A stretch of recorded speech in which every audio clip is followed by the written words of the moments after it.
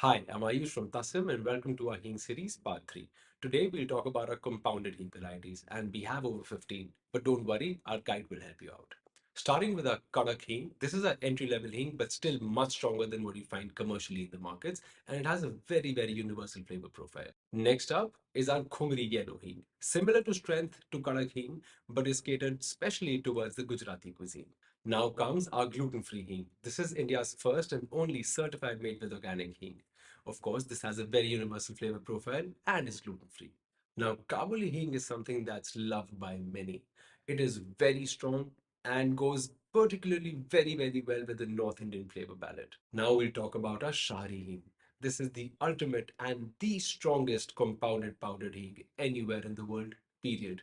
And this is also gluten-free.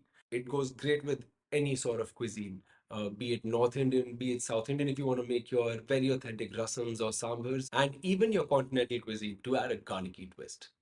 So pick your hing or reach out to us to learn more.